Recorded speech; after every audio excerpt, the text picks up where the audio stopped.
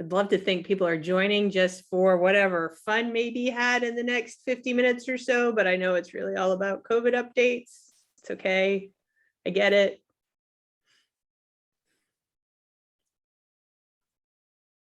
Hopefully there is a few fun things too. So I see people are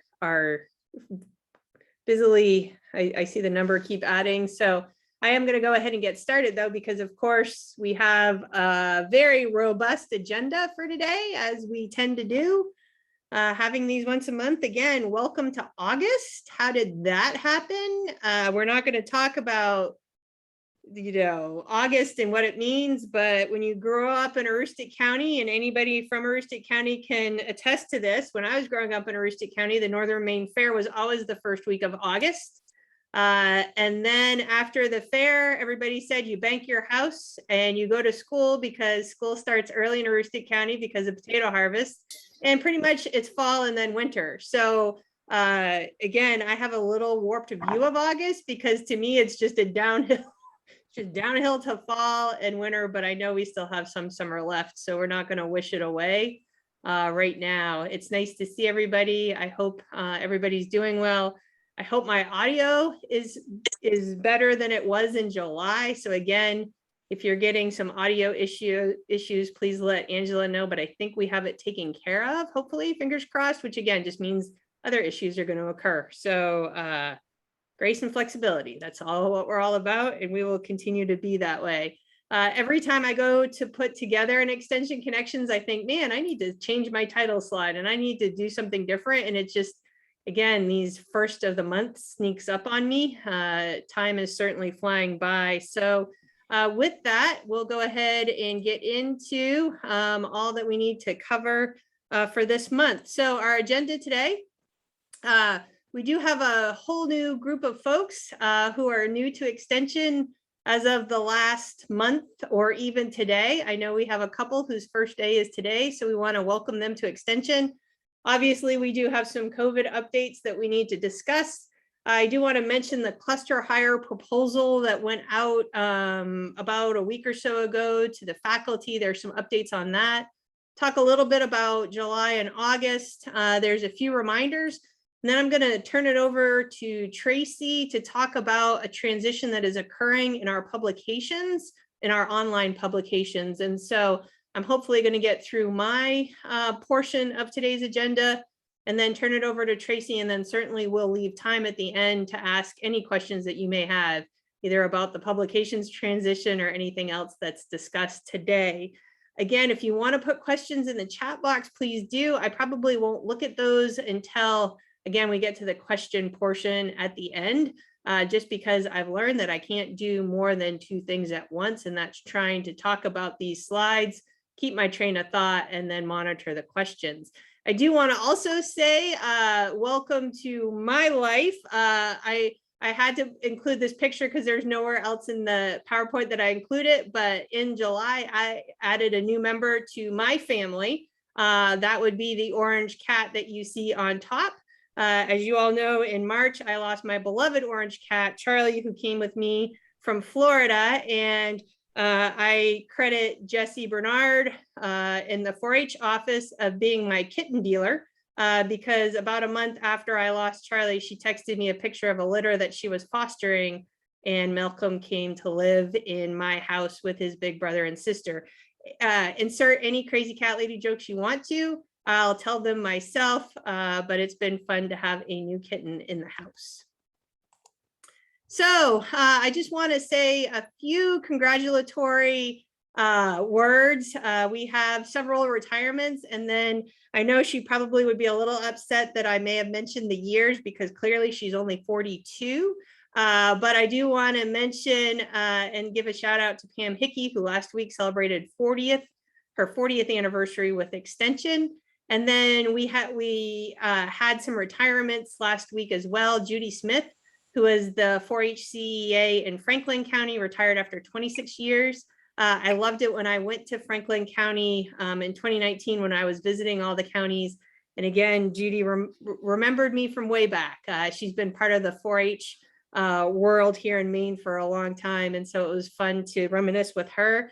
Clay Kirby retired after 30 plus years as our pest management professional. I was able to join in a very small celebratory retirement celebration on Friday. And I did not know that Clay also started as a summer hire of Jim Dill. I mean, didn't we all at some point in time? So that was fun.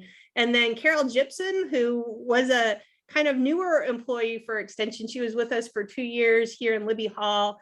She retired in July as well. So again, just so thankful for everybody's service to this organization. And again, I hope all our retirees find a lot of fun and enjoyment and fulfillment after their extension career, but we all welcome them back, certainly as volunteers too. And then it was actually fun to put this slide together. We did a new employee orientation in July, and again, have a very diverse group of folks who have joined Extension in the last few weeks. And again, Matt Hawkyard and Evan Sabole or Seibel, who again, Evan, I apologize for probably not pronouncing your name right. They actually start today. And so welcome to everybody. It's nice to be able to start bringing folks on. Again, the hiring process is still not without some tremendous difficulties just in getting things approved and the timelines for approvals and whatnot, but we have been able to add some folks, and it's fun to see new faces within our organization. So you'll be hopefully seeing these folks in different meetings and again in different areas. And so when you do, please welcome them to the organization. So with that, let's just jump right to it. Why not rip that Band-Aid off? So if you all recall, in July, we said we were starting to hear about remote work guidance. We were getting information from the provost. And I want to remind folks that, and you'll see this in the second bullet, and I'm going to talk about this a little more. Extension does fall under academic affairs in the administrative structure of the university. So I report to the provost, and he is in charge of academic affairs. And even though Extension doesn't do academic work, we still fall under this umbrella. So you'll see that in a moment as we discuss the remote work guidance. What we were being told by the provost was that there was going to be a separate kind of approval form for academic affairs here at the University of Maine that would deviate from the UMS, the system guidance. And then, of course, last week, the system came out with its guidance. The University of Maine came out with the guidance that said we're following the system guidance. And all the deans who sat in those academic affairs meetings were going, but wait, we heard that there was going to be different guidance, which I indicated in my emails to you. So here's where we're at. This is the remote work guidance that we have, and we have confirmed this. So we, meaning Extension, will follow the system guidance. There is one small deviation to that. So I think you've all probably seen the emails from both the system and President Fernie Mundy around this guidance, the forms, the decision trees, all that information certainly has been shared, and it is on both the system and UMaine websites. And these slides will be provided to you all after this session, and I will be following up with all this information in an email as well. You will have a link to all of this information. So if you have interest in working remotely, you have to go through the approval process and complete the request for remote work form, which is found on the system website. If you have a previously approved telecommute remote work form from pre-pandemic times, that would be prior to, let's say, March of 2020, you still have to fill out this new remote work form. We have confirmed that with HR. The form has changed a little bit. So even if you do have an approved remote work, telecommute work policy in place, you still have to complete this new form. So when you complete this new form, it will go to your supervisor, who will either approve it or deny it. If it is approved by your supervisor, it goes to me, who will either approve it or deny it. If it is approved by me, it then goes to the provost, who will either approve it or deny it. The final decision on these will be made by the provost. They will not be made by your supervisor, or they will not be made by myself. And if your supervisor, for whatever reason, does not approve it, it goes no further. You can bring it to me if you want, but again, as you see, those that have been declined will not go up the chain. So I know, again, people have been waiting for this. If you look at the form, this will allow you to indicate whether or not you want to do some sort of hybrid schedule, meaning part at home, part at your office. It will ask you to indicate what your schedule, what you believe your schedule will be. But I will want to mention it. If you look at the forms and you look at the guidelines of the forms, there is, I think it's number 4 on one of the approval forms that says at any point your supervisor could call you back to your office for whatever reason. Maybe there's a critical meeting that you need to be there in person, or maybe there's some sort of reason that you need to be in person. And again, you would be given a heads up about that, but I just want it to be known that there could be times, even though you have an approved work from home form, that we may have to call you back in for whatever reason. I think it's also important to note, if you all recall from the president's communications, is by August 2nd, which is today, the University of Maine will go back to a pre-pandemic normal. That means everybody in their offices, we're open for business. And so I say this because our offices our county offices, our camps, any extension presence around the state will need to be open and operating and be open to the public. And so we can't have any more signs saying, we're working remotely on Fridays, please email, the following people. It's if our office is open 5 days a week from 8 to 4:30, we need to make sure that it's staffed 5 days a week from 8 to 4:30. Now, if there's a rotation, as there has been through the summer, that's fine. But I do want to make that I want to put that out there, that we need to be open as we were pre-pandemic. Now, again, I know we're in some strange times with the variant and whatnot. We're going to get to that, but I do want to remind folks of that. I use the example of Piscataquis County because Piscataquis County is open not 5 days a week, but that has been in place for years. And so again, I just want to make that known. And the other thing that I want to make sure of is that we're all playing on the same playing field, meaning that if you have an interest in working remotely, submit a form. There's not going to be any of these kind of special cases or wink, wink, nudge, nudge, don't worry about submitting that. You're fine. You don't need to. I want to make sure that we have a unified approach, that everybody is, playing by the same rules. And so again, I just want to make that known. If you have an interest in working remotely, please fill out the form. And I'm sorry, I did just happen to look at the chat box. No, we are fine. We are not. Remember, I said the president had said by the beginning of the fall semester, which is the 30th.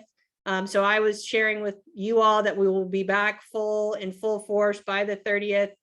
So that's what we are still going by. I just used the example that here on campus, the president has said, everybody will be back to pre-pandemic levels by August 2nd. But again, in extension, again, I had put that as Monday, August 30th. We will be back to pre-pandemic levels. I'm sorry for the confusion. There is not a due date for submitting the form at this point in time, but I would say please get it submitted probably as soon as possible. I can imagine that there is going to be a lot of these submitted, not only in extension, but across the university. And so if you think about that, just think of the bottlenecks of approvals from supervisors to me, and again, to the provost. So I would encourage you, if you have an interest and you think you want to do this, is to get the form submitted as soon as you can. So I know that people, again, we've been kind of waiting for whatever the whatever the guidance was going to be. And again, we were getting kind of two different messages.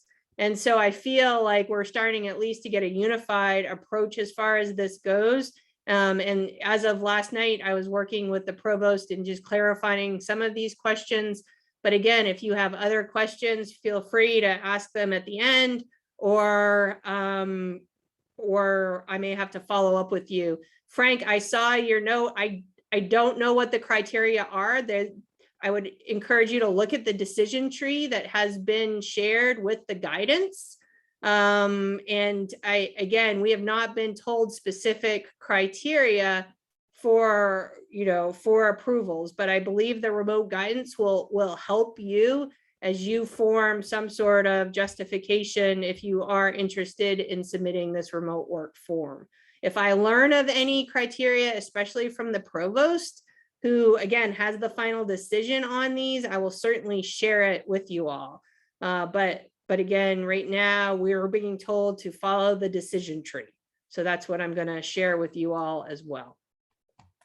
I know it's a lot. I know, again, it's a continually evolving situation, especially with what we're hearing now with the COVID variant. But again, I was a little bit heartened to see that this guidance wasn't going to be as strict as I thought it was going to be when I first mentioned this during the July extension connections. I'm going to move on, but again, feel free, as I said at the end, we can discuss this more, or shoot me an email with a specific question and I will try my best to get an answer for you. Other COVID updates are just items to mention because they're out there, certainly. The big thing is, again, the university and the system are following state guidance. If the governor came and said there's a mask mandate, then we'd probably be following the mask mandate. But right now, that has not occurred. So I just want to remind people that as it is right now, if you want to wear a face mask, you're certainly invited to do so. I pulled this right from the UMaine website as of this morning. And again, they're not required except for visitors, faculty, staff, or students who are not fully vaccinated. But again, that's kind of on the honor system. But I know more and more people are wearing masks inside, and feel free certainly to do so. I just want to touch on the vaccinations. This is not anything that I have any insider knowledge of at all, but I can read the tea leaves. I believe that with the messaging that we got on Friday, is that on Wednesday, there's going to be some sort of vaccination requirement. It's just, if you looked at the language of both the chancellor's message and the president's message, for them to be as descriptive as to say by 4 p.m. on Wednesday, we would have updated information. To me, that just says that general counsel and all the people that are looking at whatever requirements they're getting ready to make, that all the I's are dotted and T's are crossed. Maybe there is going to be other guidance that is released, but I really believe that there's probably a vaccination requirement coming soon. Maybe it's not Wednesday, but I do believe it's coming soon. I know there will be additional questions if there is a vaccination requirement. We've tried to think about what those additional questions are, and trying to get some answers ahead of time, which we have not been able to do. So again, if there is a vaccination requirement, we'll figure that out, what it means for us, and then what it means for our programs as well. We have been getting questions about utilizing our buildings and our conference rooms. And I just have to say this, I know it will make some people uncomfortable, but remember, we need to be back to pre-pandemic normal here in August. So, after we meaning extension, are fully back at the end of August, we need to allow the use of our conference rooms and be open to the public. Again, that could change between now and the end of August, but just remember that the university as of today is back wide open. There's not signs on doors or anything like that. So we're going to have to follow suit. And again, I know that might make folks uncomfortable, especially in different counties that have different COVID rates and whatnot. We'll certainly cross bridges as we come to them, again, depending on what the state guidance is. And again, testing, there will be COVID testing this fall for unvaccinated individuals. Again, I pulled this language right from the UMaine website this morning. Again, we are not sure what this testing will look like at this point in time, but just be aware that there will be testing. And there is testing available, and we do have people who are vaccinated but are still participating in weekly tests, and that will be available as well this fall, whether it's for peace of mind, whether it's because of travel or whatnot. But there have been folks that have been participating in weekly testing who are vaccinated, and that has the possibility of remaining in effect through the fall as well. So again, we'll leave time at the very end for questions. I was telling folks this morning in the editorial cartoon in the Bangor Daily today was, I mean, this guidance is changing hourly, it seems. So I just say that because I feel like whatever I share today probably is going to be different on Wednesday and certainly different by the end of the week. So as soon as I have information, I will share it with you all. So moving on from COVID, again, this email went out to the faculty group about a week and a half ago, this idea of cluster hires, and I received a lot of email interest back. I just want to add a few updates to the cluster hire proposals. Again, this is an opportunity for units across campus to work together to hire a person or possibly a group of people in a programmatic area or in an area of interest. And what I am very encouraged by is a lot of folks are reaching out to Extension because, again, they know that Extension has the relationships across the state. And so it's interesting to kind of start reading some of these emails. I wanted to provide some clarification. My intent is to approve all cluster hire proposals moving forward.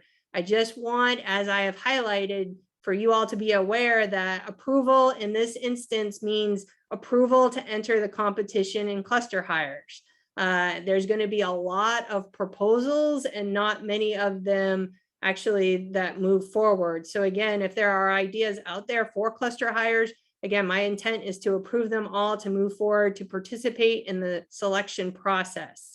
If you are part of a cluster hire proposal, I would ask that you send those drafts to me by Monday, August 23rd. I can then review them and turn them back to you by Monday, August 30th. And you will need my approval to submit the full proposal. And again, if you want to reach out with any ideas, I know a handful of folks have already, and others may be reaching out to you from other units across campus for these proposals. So it'll be interesting to see which ones move forward.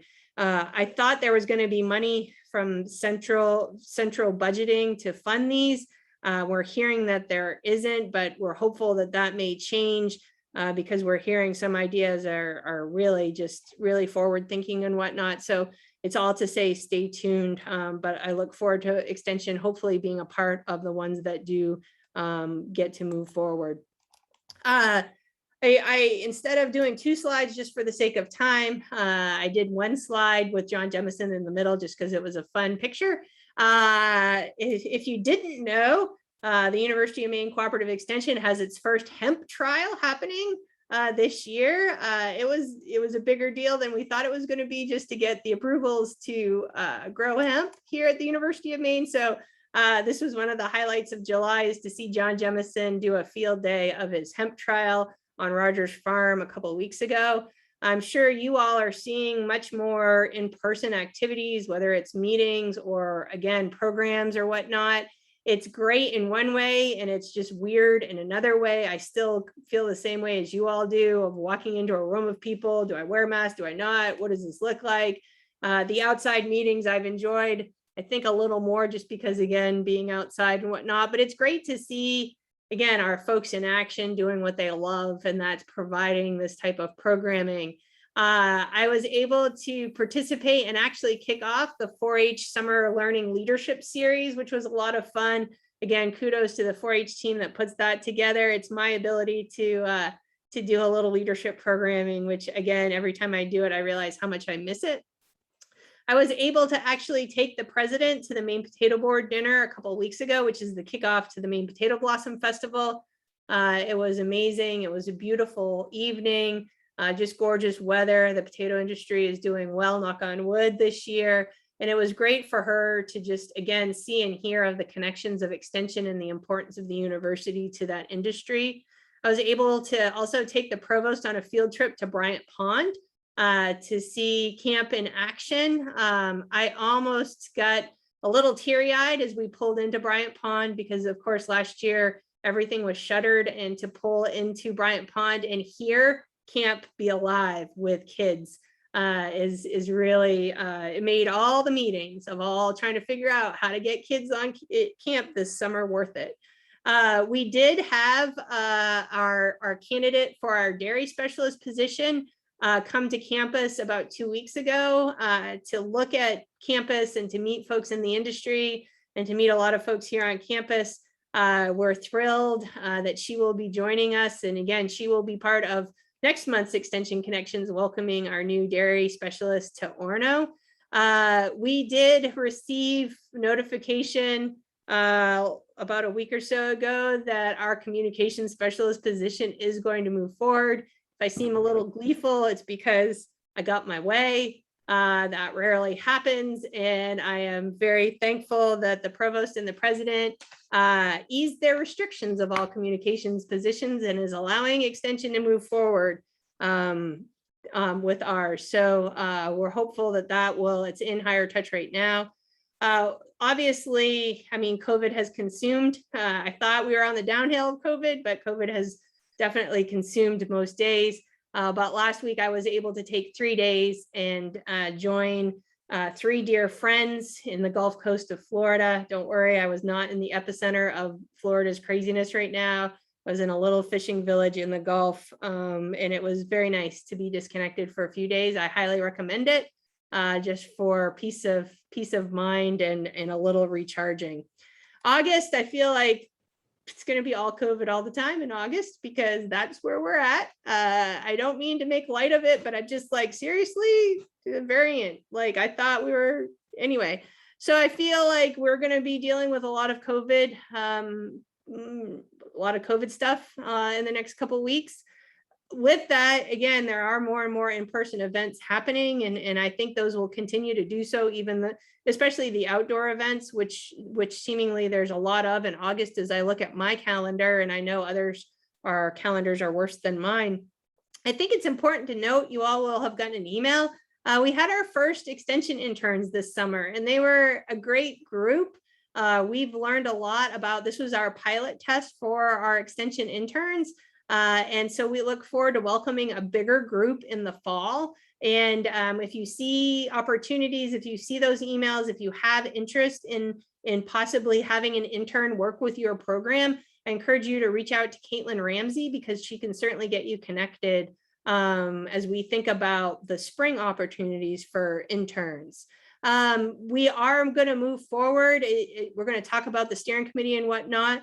But we've finally gotten some approval to make some ELT changes, as I've talked about months ago, I think now. So hopefully those will march forward this month. We'll get, again, our I's dotted and T's crossed on those. I do have a dean's retreat coming up at the end of the month, which is going to be interesting because, again, we have 4 new deans on campus, which means I'm a senior dean. I don't know what I'm going to do with that, but it will come out, I'm sure, a couple times in the dean's retreat. We're excited that Diane Rowland, actually her first day is also today as the new NSFA dean, and I look forward to working with her. And then at the end of the month, I enjoyed a couple days last week so much that I may take a couple days at the end of the month as well. Just a couple other things, and then I'm going to turn it over to Tracy. Last Thursday, it was Take the President to Work Day. And so I put together a tour of Washington County for President Farini Mundy. It's amazing when you get her off campus and lock her in a car and drive her a couple, I think it was pretty much around a big loop of Washington County, just how beneficial that time is, not only for the programs that we visited, but I think for Extension as a whole, because I was able to get a lot of work done. And just, you know, I don't know if you know this about me, but I tend to talk a lot, especially if I have a captive audience, which she was. So it was awesome. She got to see like the expanse of extension. We actually started at our new 4-H camp and learning center at Greenland Point. Again, we cut the ribbon on this camp in 2019. It was shuttered in 2020. It was full last Thursday when we arrived. They're doing such an incredible job at Greenland Point. It's a beautiful location. And again, she was just thrilled to see, again, the kids there, you know, their programs, what they are doing. We were joined by Senator Marianne Moore, whose district includes Washington County. And again, she was just blown away with what she saw. From Greenland Point, we moved down to Machias and we stopped at the 4-H Tech Changemaker Garden. And big shout out to Jen Lobley, who invited all of the partners, community partners and whatnot, who participate in this garden initiative. We heard from Paige, who was a 4-H member. It was she and a team of 4-H youth who had this idea. And again, the incredible impact that this garden is making. Marjorie put us all to work, pulling garlic. As you can see, President, I think, would have stayed in this garden all day. We actually had to pull her out of it to take her to Blueberry Hill Farm, where we concluded the day. She had never been to this research farm, which supports the wild Maine blueberry industry. And again, Mark Hutton and Lily Calderwood joined us there to talk about the research programs, the extension programs that are happening outside of Blueberry Hill in Washington County. Again, just an incredible day of showcasing what extension is all about, how we, again, tie the university to the different community partners, to the different client groups in a county. And she's already asked me to put together other days like this. So again, stay tuned for that. I'm just going to do a few quick reminders. We do have a lunch and learn coming up on August 20th, again at 11:30. We did meet as the roadmap steering committee last week. Those minutes will be posted probably, hopefully by the end of the week, so you can follow along with what that committee is doing. And just as a reminder, we haven't talked about this, please, grace and flexibility. I know there's a lot of angst, there's a lot of stress, there are a lot of concerns about what the next few weeks look like, especially as we return fully to work. And so just remember that. I'd also be remiss because, you know, Ted Lasso is my favorite show. Season 2 started 2 weeks ago, Friday nights. So with that, I want to just give Tracy an introduction. This should have gone out in my Friday email, but frankly, by Friday afternoon, I was a little bit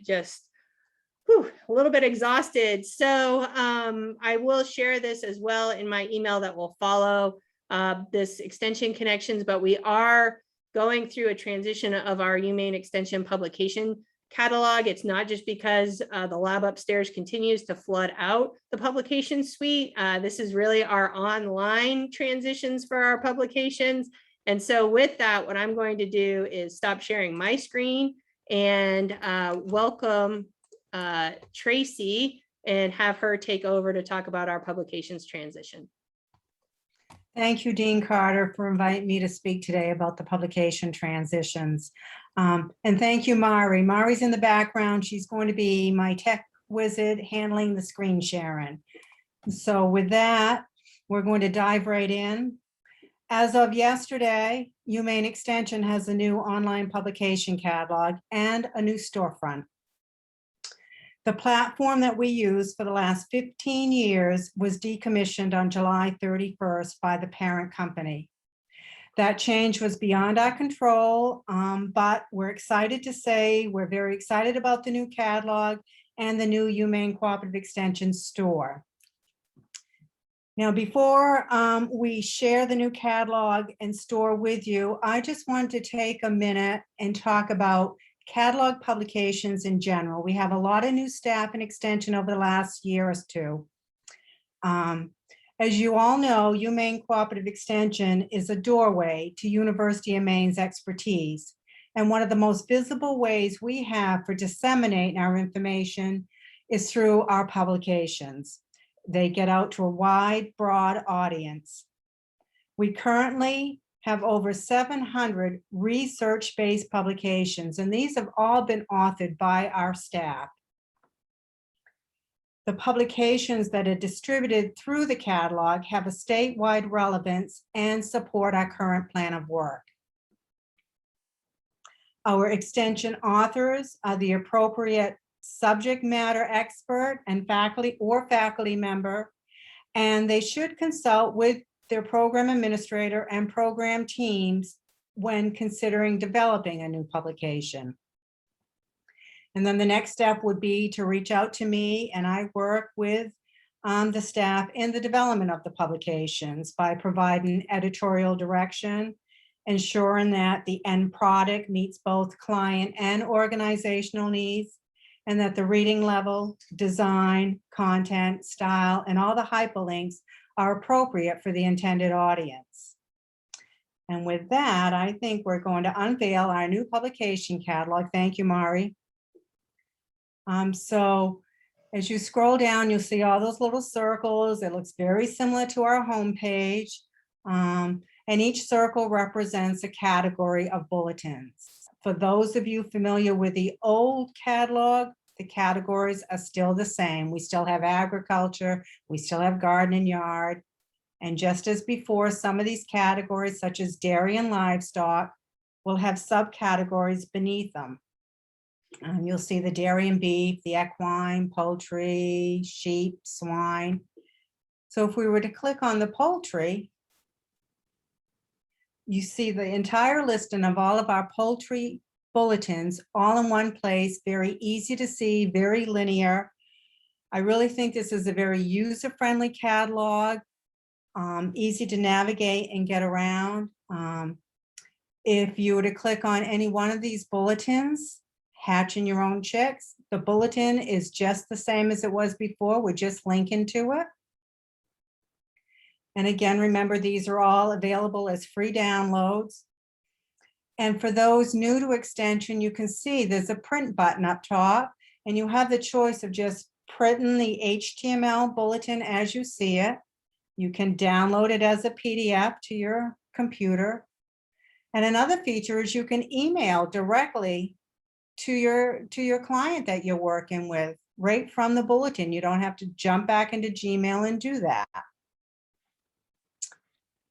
And then to go back to the home page, you can see the home button right at the top, and that will take you right back to all of the categories.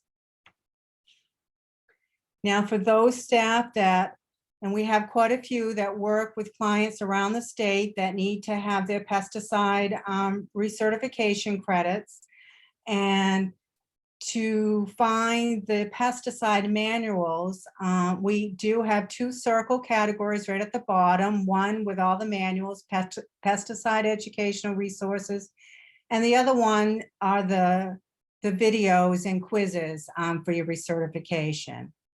So if Mari clicks on the pesticide educational resource manuals, that's going to take us to the new store, and we can just click the home button on the top left. Thank you, Mari. And you'll see we have two categories set up again. The first one on the left is all of the manuals. There's about 80 of those there. And the other category, there's 20 odd quizzes. The majority of those relate to potato pesticide education.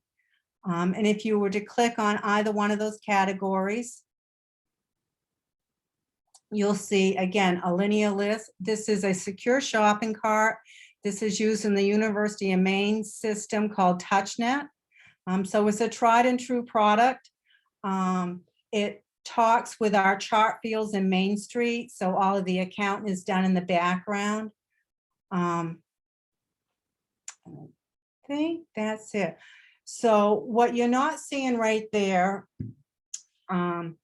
is the hardcover books, such as I know many of you use the Aubrey's book, Start and Running Your Own Small Base Farm Business. Currently, all hardcover books, the sale of those are suspended, but it's just temporarily, maybe another week or so. And we're going to add a third category here in the store where clients can purchase the books. Now, if staff need to purchase a book, you would just reach out to me directly or to Mary Mishu, and we will get you the staff price. And just as we did before, we will handle the sale of those hardcover books to staff using our university chart field. And I think in closing, the last piece I want to share is you don't have to remember the URLs or anything, and you're already thinking, oh my gosh, how did she get there? Where did she find those? If you land on the extension homepage or any of our pages where you have the navigation bar at top and you just went to resources, you will see a link, a direct link to publications. Easy peasy. You can get to the pesticide manuals there, or you can always get to the pesticide manuals through the IPM site where they have the full description of the manuals and they have all the A to Z about getting your credits.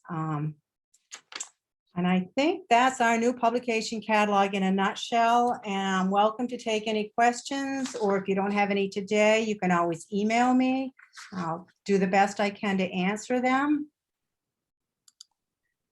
Thank you so much, Tracy. I think we had one question about what if clients have the old, URL addresses, and Cindy answered that they're automatically redirected to the new site and that individual bulletin URLs didn't change. So that's great. Any other questions? Can the system track where the clients are so county offices can include this when doing county reports? Not well. Cindy might be able to help me out with that, because that would be a Google Analytic question, the bulletin. See, before, when we tracked some of that data, it was through the platform with the addresses and when they actually placed an order. What we would be able to track is just the downloads and maybe how they found us, what device. Is that correct, Sin? Yeah, that's correct. We can see how many views publications got, how long they stayed on that page, that kind of thing. We can find out where those views came from. So yes, we use Google Analytics to track the usage of those. Those are for our online publications, the ones that are for free download. Yes, and once we get the sale of the hardcover books up, if anybody needed that data, we can certainly run reports on that as well.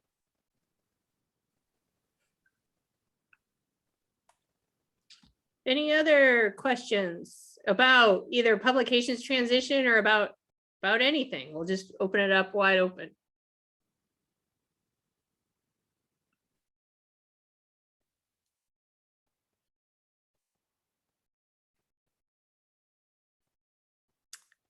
I can hear my clocks ticking in my office, and I have like 3 of them. So yeah. Hannah, you yes. mentioned that if your supervisor denies the remote work request, that it will not go further. I think there might be an appeals process for that. So, Okay. I think when you're reading through the remote work, which there's a lot of information there, but when you're reading through it, I think it may say that you can go to HR as an appeal. Oh, okay. Thank you. I appreciate that clarification. I think when we were talking about it, when we were getting clarification from the provost, he was quick to say, using me as, all right, Hannah, if you denied this request, I would not reverse it. Like, if I deny it for whatever reason and it's not going to go any further, the provost wouldn't reverse it. But that makes sense, Fran, to have an appeals process, because I know all the unions also went through all of this, went through these guidelines as well. It is important, if you do read through all of the documentation and guidelines, we still get snow days. Just want that to be known, because to me, that's really important, even though I don't want winter to come anytime soon. But yeah, there's still the ability to have snow days, much like last year. Any other comments, questions? Other than Alex Bossy also needs a new kitty cat, so we'll get working on that. We do have a kitten dealer here at Extension, so be careful, Alex. I appreciated the comments. It was fun to look through them. And again, Tracy, I know this has been a huge lift, trying to get all these publications over to this new system. So thank you so much for all your hard work in getting that done. Oh, you're welcome. Well, I again know that time is valuable, so won't keep this lingering, but if you have additional questions about anything, publication transition, probably direct those straight to Tracy, because I will not have an answer. I will then direct them to Tracy. But and the reason I'm pointing is because she's over there on that screen. But if you have any other questions about COVID or anything else, please send them my way and I'll try to get you a response as soon as I can. And again, probably the president has resumed her 8 a.m. Wednesday meetings. And so I may have emails that go out. I may not just wait until Friday. If we get news or there's changing guidelines and whatnot, I will send them to you all as soon as I get them and not wait until the end of the week. So just be on the lookout for emails from me because they'll probably have things that are of some importance in them. So with that, again, kind of going once, going twice, any other things to add? All right. Happy August, everybody. It's crazy to me that this year is over halfway done. But it's even with COVID and all the challenges, I hope you're finding the good things about this year and the good things about what we do. And again, finding some joy and some downtime as well this summer. So thank you all for everything. And certainly you'll be hearing from me probably multiple times this week. So bye, everybody.